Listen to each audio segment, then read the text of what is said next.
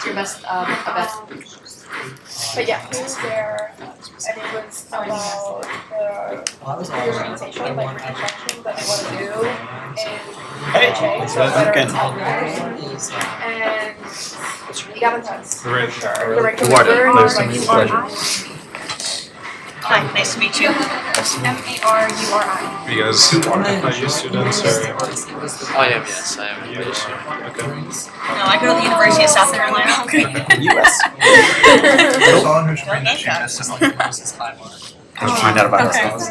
I got an email. Scary. Sorry, I'm not witch. I'm just kidding. Yeah, okay. Cool too. Yeah. Yourself? Same? Hey, Yeah. just doing their part on Yeah. I got an email probably late last night. Saw it this afternoon. I was like, oh, I don't have anything going on tonight. Might as well check it out. Cool. Yeah, apart from the Are VA you thing, in it was a lot of the just tech like policy? safe Yeah. No. Okay, hello Not everyone. really, no. Welcome to FIU in Washington, D.C. We are Miami's public research university, and we are so excited to have you all here today. My name is Natalie Esteves. I'm majoring in international business here at FIU, and I'm also interning with Congressman Mario Diaz-Balart. I'm also part of the FIU Hamilton Scholar Program. So I am really excited to introduce our distinguished panelists for tonight's conversation on emerging technology and AI. So first, we have Sherry Pascoe. She's the Director of National Cybersecurity Center of Excellence at the National Institute of Standards and Technology, also known as NIST. Next, we're also joined by Andy Alonso, who is the Associate Director of Cybersecurity at Guidehouse. So thank you both so much for being here, and we're going to go ahead and get started. So first, my question is going to be for Sherry. I just wanted to ask if you could give us an overview of the NIST NCCOE and its work on emerging technologies. Yeah, of course. It's great to be here. I don't get this chance like nearly enough. I have to talk. I talk a lot, but I don't get to talk to students a lot. So I'm actually really excited about this. So I'm Sherry Pascoe. I'm the director of the National Cybersecurity Center of Excellence at NIST. So NIST is a U.S. federal agency located within the Department of Commerce. Our mission dates all the way back to the U.S. Constitution, focused on fixing the measurement of weights and measures. We're very focused on advancing measurement science, advancing innovation for the betterment of society, for public good. So, NIST does really interesting things like we set the standard for time. How do you know it's 6 p.m. at night? Because NIST says so. And we've built up enough expertise and trust within the economy that the rest of the world believes us when we say what time it is. For the past 50 years, we've worked to advance research and development, as well as standards and technology within the area of cybersecurity. That's the area in which I currently work, and I lead the NCCOE, which is an applied cybersecurity research lab within NIST. Our mission is to accelerate the secure adoption of technology.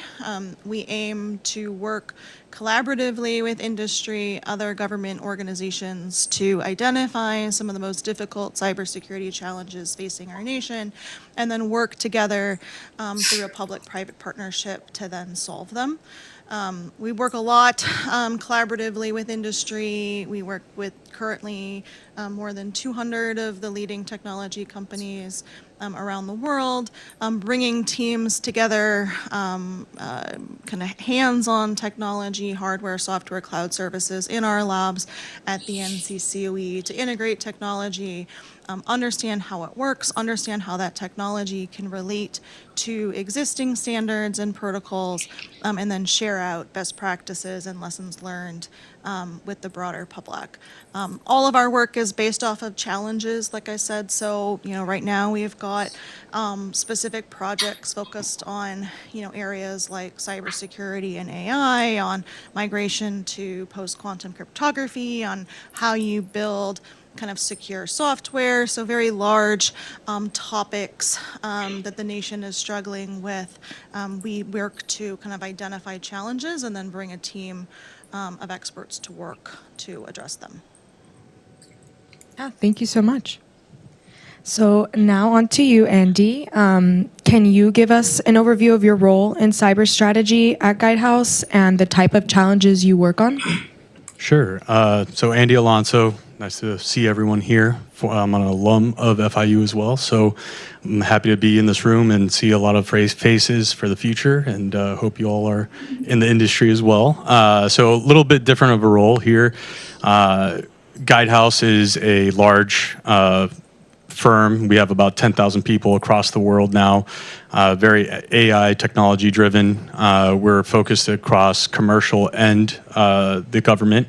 I think we're about near a 50-50 split there. And my focus and my role and what I do for Guidehouse is basically working with the government, finding complex issues and challenges that they're having, working with them to address those issues through technology adoption, modernization, and really moving from a lot of that legacy infrastructure that they currently have in place, which I'm sure you're familiar with. But how do we do that in compliance? How do we do that in a budgeted way, in a secure way, and one that's resilient for the future?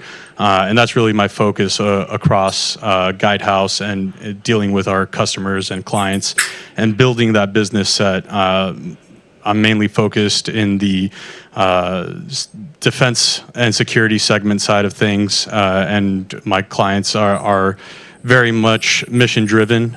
So it's a balance of how do we maintain mission, how do we continue to advance and innovate while also ensuring the needs for tomorrow and that our nation is secure. Okay, thank you so much. So can you both tell us about your career journey and your experience? We can start with you, Sherry. Yeah, so I've had a couple of careers over time. So I've been at NIST now for 4 years, currently serving as director of the NCCUE. Before I became director, I was a technology policy advisor for NIST, working on both cybersecurity and AI issues for the agency. I came to NIST coming from working more than a decade for the Senate Commerce Committee. So I worked on a technology portfolio there. I worked on automotive policy, kind of advising the U.S. Senate on different pieces of legislation. I've written 12 cybersecurity laws in my tenure, 3 transportation reauthorizations, several, the CHIPS and Science Act was something that I worked on. So many, large research and development focused pieces of legislation. That's where I really got to kind of love technology and cybersecurity, and really started to understand kind of how you can take really complex topics with very fast moving areas, lots of different stakeholders involved, and understand how you can translate topics for many different audiences. And that skill that I learned on the Hill has obviously served me very well in my current role at NIST, where I'm working with hundreds of different stakeholders, understanding how to bridge gaps in kind of technology adoption.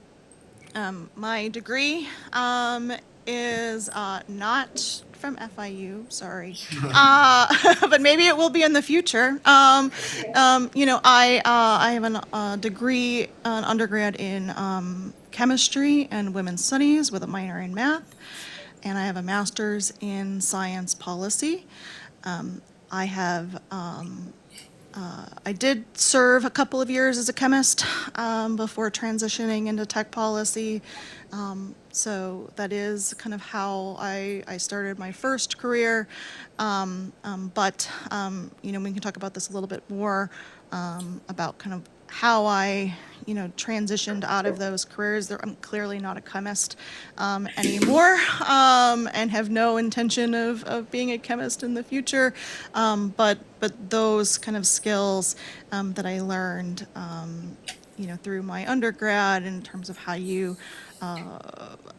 approach a specific challenge logically, have been, very valuable throughout my career. That's incredible. Thank you. And now on to you, Andy. Yeah, so not too dissimilar. I started my career on the Hill, working for Congresswoman Ileana Ros-Lehtinen. I'm sure many of you know her here. And on the Committee on Foreign Affairs, I was a staff member, hearing coordinator, so helped set up all those riveting sessions that you guys see on C-SPAN, and preparing for those, and really getting familiar with Western Hemisphere affairs, national security. My degree from FIU was in international relations, so it mixed well with the Committee on Foreign Affairs, and that was great. I did that for a few years, really learned how a bill becomes a law. It's not completely schoolhouse rock, is what I'll say, but it was great experience, great exposure, and I knew I wanted to get more involved on the national security side of things, and I decided to switch and move over to support some clients over at DoD. And in that space, I was doing a lot of public-private partnerships, building cybersecurity information sharing program between the DoD, or DOW now, with private industry and the defense contracting community, and that's really what got me started in the cyber work, and just the complexities involved there, all the outliers that go into what we think of as cyber. It is such a broad topic. You really have to figure out, what area you want to focus on and really build towards. And it was great because I got the government side of it as well as the private industry side of things, and seeing how they work together, how they continue to support each other, and how each role is critical, especially in the national security sense. And I did that for quite some time. I did get my master's at George Mason, and I focused in public policy with a focus in national security studies. So there's obviously a trend there. And I continued to advance my career in that sense. I supported some other agencies and the military in helping to fortify their cybersecurity maturity levels, and really understanding from the ground up what goes into protecting a system, and the boundary, and how an architecture is set up, how all these applications need to be configured in a sense to make sure that all the vulnerabilities that you guys hear about, that they don't end up on the front page of the news, really. So that was my goal in supporting my clients, and since then I've been really focused on that. I moved over to Guidehouse about 5 years ago now, and I've been supporting them in this role since then. Broad range of clients, from State Department to DHS, and then some other IC, intel community agencies as well, that I've supported along the way. And it's been honestly an amazing difference, just in terms of the span of technology and how that's evolved over the years. Hot button stuff, AI nowadays, I'm sure we'll get to that, in terms of emerging technologies. But cloud, right, a few years ago, and how the government was set up, and how migrating a lot of those systems to this cloud infrastructure, and just preparing them for that transition. How do they manage all this data? I mean, think about it. The amount of data that they have, not just emails, but paper copies that they've had to scan over and digitize, and who's responsible for that, and how do you maintain and protect those important critical documents, and how can someone pull that information then to make meaningful analysis is critical. And the time to get that to leadership and to senior stakeholders to make decisions, informed decisions, is at the foremost of national security. So that's really kind of my journey and how I've ended up where I am today. And also, I'd be remiss to say that I'm also a father of 3 proud, beautiful children, and that's part of my journey as well in becoming a father. So, Yeah, that's great. Thank you. So my next question is, what advice would you both give students or early career professionals interested in getting involved in emerging technology issues? And if you want, Sherry, you can go now. sure, I'll take this. I kind of mentioned it, but I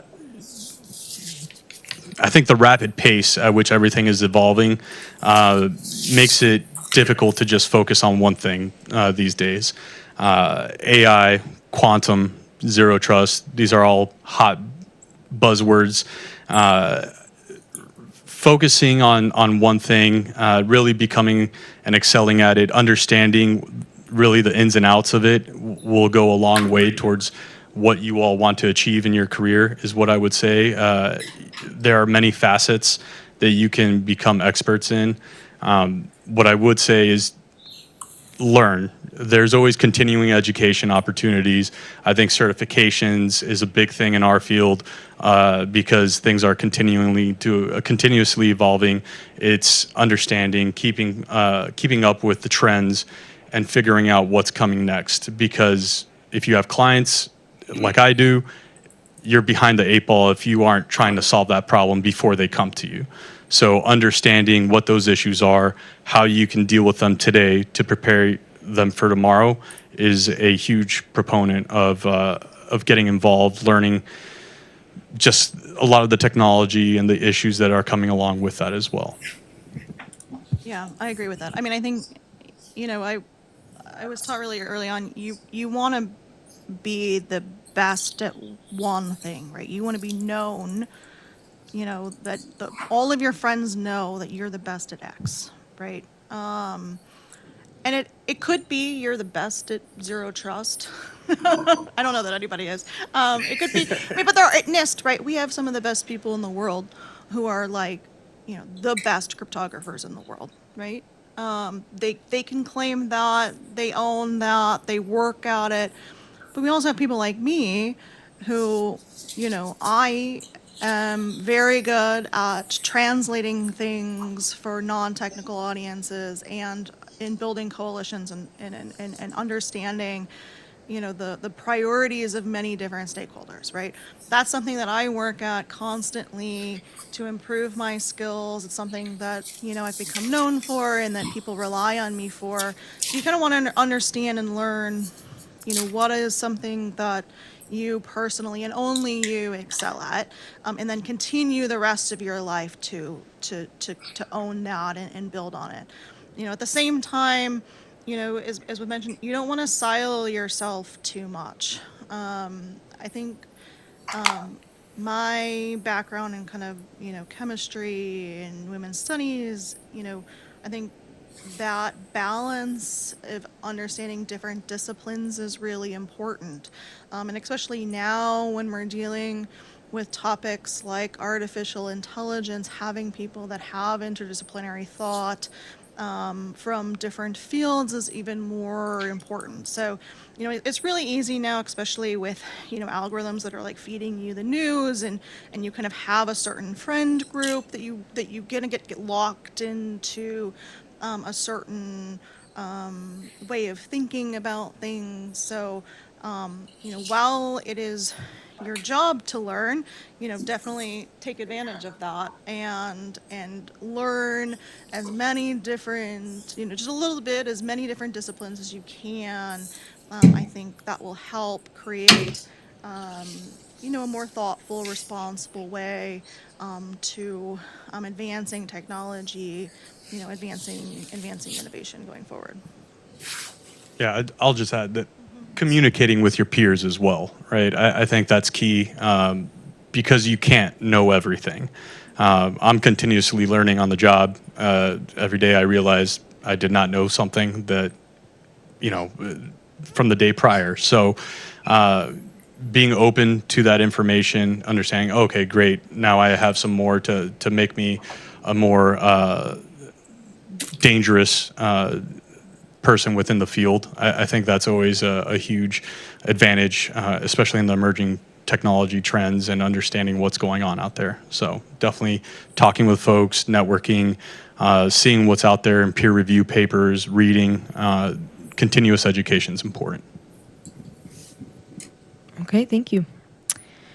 So, how can students and young professionals actively contribute to shaping America's innovation landscape today, including strengthening the nation's cyber and digital resilience?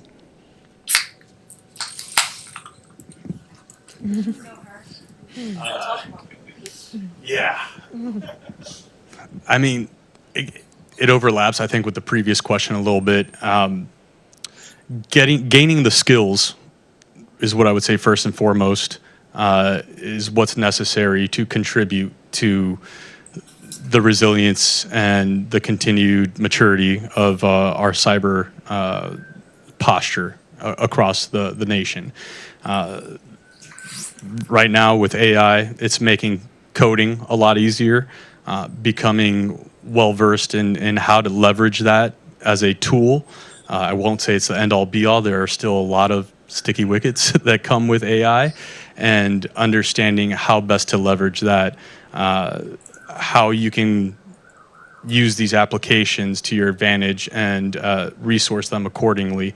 I think that's a huge part of understanding and being a good steward of the continued defense of the nation is what I'd say. I have to think a little bit more on some additional ones, but you have anything, Sherry, on that end? So I think the world is very different now. You have so many things with easier access now, right? So, there's so many venues to learn information that's free now. You can go on, online and take all these classes. You can get all these tech companies offer these free certifications. So there's so much that you could spend your time like continuing to learn about different topics, and I would highly recommend that you kind of take advantage of all of that. The other thing is you have so much access to be able to contribute to things. Like you can go and contribute towards, want to learn how to code, go and contribute to like open source software. All of NIST publications on cybersecurity are open to the public. We accept public comments. You can submit me a comment saying you don't like something. Go and intern. If you're in DC, you should absolutely go and intern for Congress. Go and meet as many people as you can who are based in DC, who are making very difficult decisions, understand how they think, how they make decisions, and learn from the way that they respond to things. I think is a very unique experience that not a lot of people have access to, and so that would be my one of my recommendations for you guys. Thank you. So now I'm going to open it up to the audience. If anyone has any questions, we could start with this table. So, hi, I'm Cassie Martinez. I'm interning with Kaplan News of FIU. When I think of artificial intelligence and emerging technologies, I think of ChatGPT. How different is what you use and the technologies that you use from what the average regular person uses? So I can say ChatGPT is very much, I don't know about you, but I think a lot of people use it as a glorified Google search. And that's part of it, but a lot of what we see and what we're developing at Guidehouse is agentic workflows, large language models. So these are taking that concept of AI, plugging it into a system, integrating it into that system, and understanding how we can take manual processes that took days into seconds, right? And this is taking large data sets from across their entire architecture and network, and boiling it down to real world, real time analysis, visualizations. And so it's very much, what can you do with all that information at your fingertips, and how can you leverage that?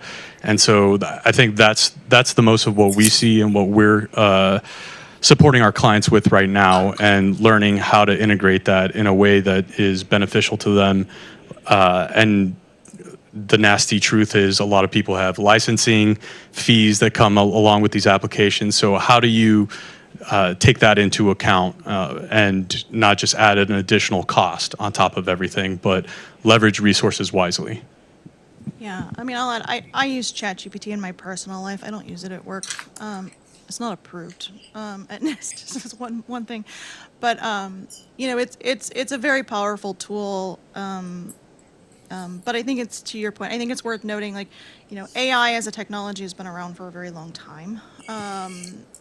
LLMs, I think, really changed the game, and now the game is going to be changed even further with agentic AI. And I think that's where we're seeing a lot of our industry partners wanting to spend, you know, to your point, the majority of their time is on agentic applications, and really understanding the value as well as the challenges that those bring. I think, just stepping back, you know, we work a lot with different cybersecurity technologies. There's a book, a very good, lists all the cybersecurity vendors in the world. There are more than 4,000 different cybersecurity companies. 4,000. Each one of those companies is offering what they believe to be a unique, you know, technology or suite of technologies to be able to solve the cybersecurity challenge. I mean, I am just every day and marvel at the amount of different technologies that are available just to solve, you know, that one particular challenge. And so I think, you know, when you move into the world of AI, it's going to be, who knows what the number is going to be, but might be smaller. But I think, you know, it's just amazing, the watching just over the past couple of years, you know, the speed at which, you know, technology is changing, you know, from you know, cloud and mobile, especially during COVID, and now AI. It's really cool to see how it's shifting. Hi, my name is Eduardo Gonzalez. Thank you both for being here. An under-acknowledged aspect of national security is the importance of protecting and safeguarding our nation's private sector businesses and commercial industries. I was wondering if you guys could speak more to that importance, and also about the threats that they're facing, whether it be from traditional state or non-state actors. Thank you. I'll take, I mean, kind of my bailiwick there. I spent a large portion of my career doing exactly what you just asked, which is how do private industry and the government engage with one another in a way that's meaningful and that doesn't hurt business, and that also promotes national defense. It's a lot more complicated than you think. NIST plays a role in this as well, in terms of compliance and how to get there. The big thing is communication and understanding what private industry can do, and what they're good at is speed. They can adopt things way quicker. They aren't hampered by as many regulations as the government is, and kind of just the inherent slowness of bureaucracy. So they actually adapt to things more quickly, and how they can take that and then translate that to the government to make effective decisions in how they continue to develop their systems, their weapons, their infrastructure just as a whole. Part of that is the cyber threat information sharing and the vulnerability aspect. That goes a long way. I think you'd be surprised how much we actually get from private industry on the government side, and how they're influencing a lot of what's out there. As she mentioned, you know, there's a lot of cyber companies. A lot of them do threat analysis, detection, dark web type stuff. that is very relevant and that provides a better understanding and full scope picture than anything the government can really do. So they leverage that as best we can, and the government in turn tries to provide them a vehicle or an avenue. And hey, here's what we're seeing. Let's collaborate. I know I can speak to the defense side well, just in terms of it's very, very much incestuous is what I'd call it.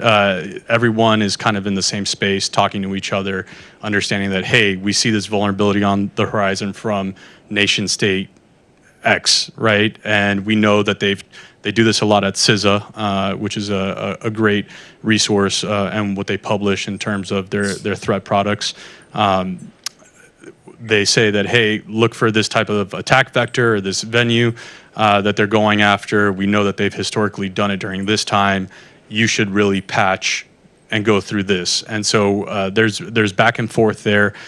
We want our private industry to be safe. They are the backbone of our critical infrastructure when it comes to that. And it's not just defense companies. It's wastewater, it's health, it's energy. All that plays a vital role in the day-to-day life that we kind of take for granted and just see around us. Yeah, I mean, our mission is not in national security, and this mission is much more focused on economic security. But, we do a significant amount of work with private industry, and because, as mentioned, we're a non-regulatory agency, focused on research and development, so we've built up a lot of trust with industry to be able to work closely together on some of these challenges. And so we've got really great partnerships with obviously the top technology companies, but also some of the more leading cybersecurity experts at some of the big top financial institutions. Some of them have invested a significant amount of resources in cybersecurity. And, like I said, there is a community that exists within the cybersecurity community where all the companies and their CISOs kind of know each other, they work together. The concern that I have is the companies that, don't have a CISO, aren't able to invest resources in cybersecurity, and that gap is kind of widening between the companies that are and the companies that are not. Hi, I'm Esteban. I work at a think tank focusing on Latin American development. I have, I would ask you guys a million questions if I could, but I'm going to try to keep it to one or two. What is, between focusing on quantum and AI, what's the ratio on that in cybersecurity circles as far as decryption threats? And I'm going to ask a follow-up here. Do you guys see there being a sustained development in private industry awareness of cyber issues as these new technologies develop, as we've seen in the past decade where private industry becomes more on the ball with that stuff?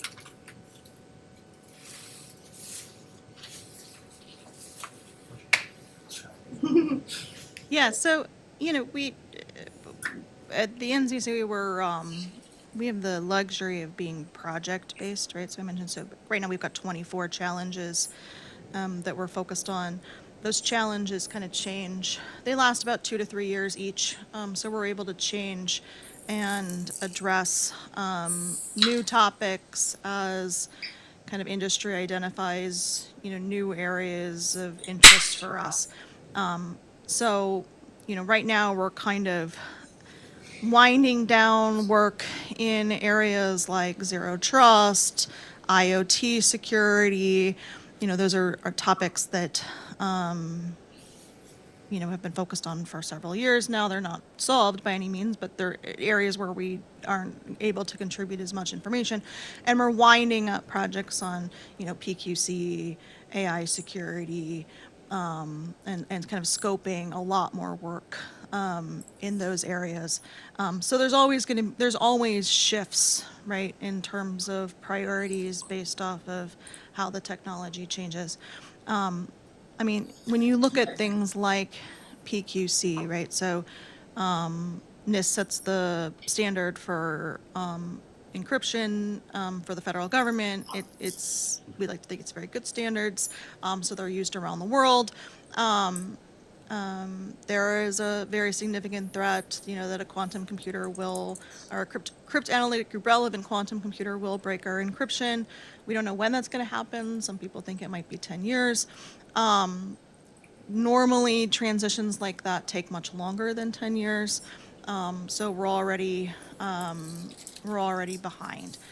So we've launched a consortium effort, working with NSA, CISA, the Army, and about a dozen financial institutions, communications companies, technology companies focused on kind of updating standards and protocols to be able to support the transition in response to PQC.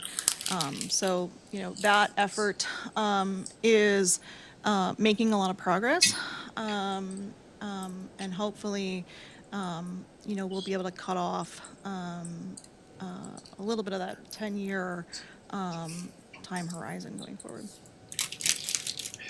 Yeah. So in terms of the quantum question, it's difficult. Not that many people have the quantum technology out there right now. I think the big question that we're trying to address is the transition for a lot of these agencies, for our clients. They're operating right now on specific algorithms, their credentials SHA-256, whatever it is. How do they transition from where they're currently at to the next standard, to quantum cryptography? It's difficult. It's messy. I don't have a good answer for it. I'm not a quantum expert, is what I'll say.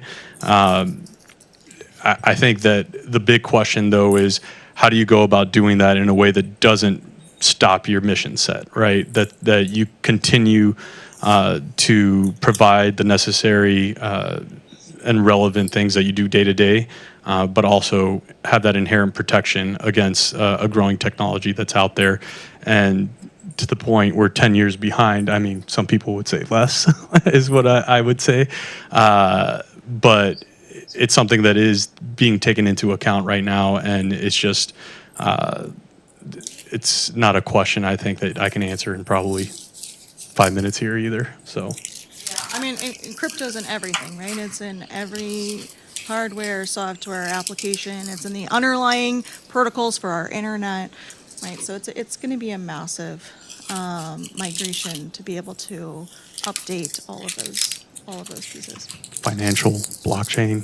I mean, it's going to get with it. So it's not as simple as hooking it up to lava lamps, like Cloudflare. Thank you. We'll start with Me? Yeah. Okay, cool. Hello, it's going to be a bit of a mouthful. My name is Aurelia Volturine. I'm a Trust, Data, and Technology Policy Fellow with the Information Technology Industry Council, ITI for short. This question is more pointed to you, Sherry, but Andy, feel free to respond as well. So I work in AI and privacy policy in particular, and I'm curious about workforce questions. So like, which industries do you guys think are going to be the most impacted with AI moving forward, especially for some of the students in here? I'm kind of maybe asking this on behalf of them because I've recently graduated. I'm in this space, obviously, but which skills do you think will be incentivized or debased moving forward? And what can the government do to help workers and students who are moving through the education system? Like, I know there is the AI Education Task Force, so feel free to criticize and or talk about its many I guess avenues moving forward. But yeah, so kind of a loaded question. There's three sort of inlaid there, but generally want to hear your guys' thoughts about AI's impact on the United States workforce. I mean, I unfortunately am. We don't cover workforce issues at NCCOE, so I can't answer the question. I mean, I've obviously seen probably some of the same reports you've seen about kind of people guessing what roles might change more and others, but that's all I can comment on. Yeah, I can tell you just personal experience in terms of what we're seeing in our workforce. And I think people fear AI a lot. You know, the robots, they're going to come take over, Terminator style. I think it's more a tool. And like any new technology that's out there, it's how you leverage it and how you become comfortable with it. And I think that it won't necessarily get rid of jobs. I think new jobs will open because of AI, because people will learn how to make things better and faster. And I think that's a critical component of anyone who you all are in right now in your growing careers, is how do you all take that and use it and leverage it? That's a question that you all kind of have to figure out in whichever path you go down. But in terms of upending the workforce, some will be more impacted than others. Like I said, it really is a tool to get rid of manual processes. So day-to-day things, how can you use your big data that you have out there to make informed decisions? And if you can take that, use it, and really manipulate that in wherever you go in your future, I think that'll have more impact than anything else you'll probably be doing moving forward. So a big drawback of the increased use of AI is its drain on resources. I was wondering if you guys could speak more to the water shortage that increased use of AI causes and how that affects the cybersecurity space. I mean, I can tell you that I actually don't, I've heard, I watch the news, so I read the same story as you. I can say at the NCCW, we have a very small data center, right? So we run our own IT in-house. Our PEPCO bill is something that I personally discuss with my operations director because it keeps increasing. And our data center is like the size of this, little area here. So that's something that I'm worried about. Yeah, it's going to be a challenge going forward. Again, not talking for my company here, talking as personal, Andy. I live in Loudoun County, and if any of you are familiar with the area, it is data center alley. There's data centers every 5 blocks from each other. AI it's a lot of resources, a lot of energy that's going to be required to facilitate the demand for it. I think there needs to be the energy supply for it. In terms of water, you're hitting on a whole different slew of issues: environmental, carbon offsets. You're talking about microchips.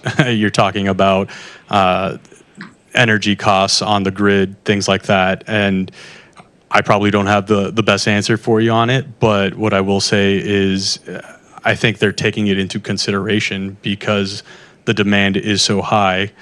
You can't have something crash on you. So how do you offset that? How do you put in continuous operation plans, and how do you mitigate some of that? So I think companies are aware of some of those limiting factors, and they're working towards solutions on it.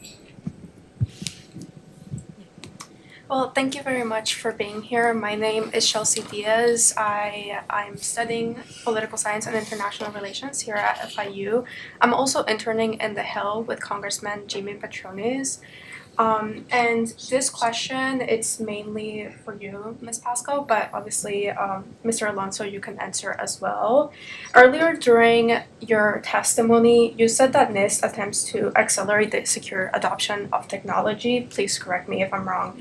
However, when you try to accelerate technology to its full extent, security often takes the backseat, especially when it comes to, the access of the public and who is gaining access to those resources and those systems. The congressional office that I work for is trying to pass a bill called H.R. 7045, otherwise known as the PROTECT Act, which specifically aims to work to protect children from the negative impact that AI and big technology companies have had on their mental health or otherwise. So my question to you is, have you heard about this bill? And if so, what are your thoughts regarding it? And what is the consensus within your company or the center that you work at in regards to this bill? I'm sorry, I haven't heard of the bill. And I obviously can't comment on it on behalf of NIST. But, you know, what I'll say more broadly is that,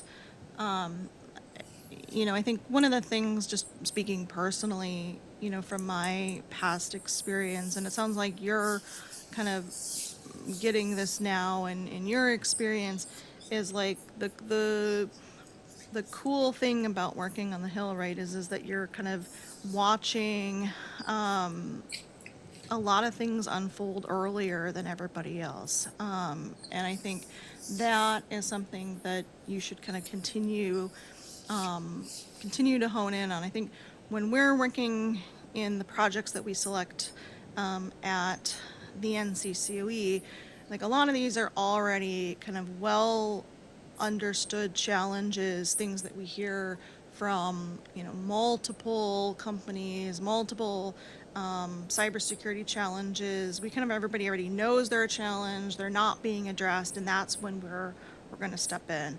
I agree with you that, you know, cybersecurity sometimes tends to get the complaint that, you know, it's this additional burden, it's a something we add on, it's a compliance thing that we have to worry about, when really, like, the way that I think about cybersecurity is I think it is a huge opportunity for companies, it's a differentiator for companies, it's an opportunity for kind of economic development in terms of new innovation. And you're starting to see that shift, you know, when folks talk about, you know, building secure software and building in cybersecurity from the start.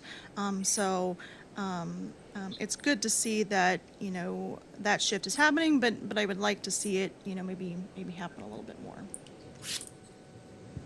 I won't comment to legislation. That's not what I do. But to Sherry's point, I think security is often seen as a hindrance across many organizations because they just want to move out and get things done. But there has been a push towards what we call DevSecOps, you know, development, security, and operations, and that framework really is having security baked in from the start. And how do you ensure that that is being a consideration within all the software development phases, your application development, your architecture, infrastructure, and having that baked in from the get-go really makes it more of a secure solution, so that when it is in production and it goes live, there's not an oopsie moment where now we have to go back 3 months worth of work, and you know and then we lose time and money on that, and then have to start from scratch again. So I think it's a very valuable input to have at the start, and continuing to work together. I think the growing role of the CISO in the organization has played a huge factor in that, and being involved in those kind of C-suite level discussions. And I think that's really made an impact on where we are today and kind of the growth and the maturity across the nation. Okay, thank you so much. Thank you for everybody for coming today, and I want to give a big thank you to Sherry and Andy. If everybody can give a round of applause. We really appreciate you guys being here today. We learned so much, so thank you guys so much for being here.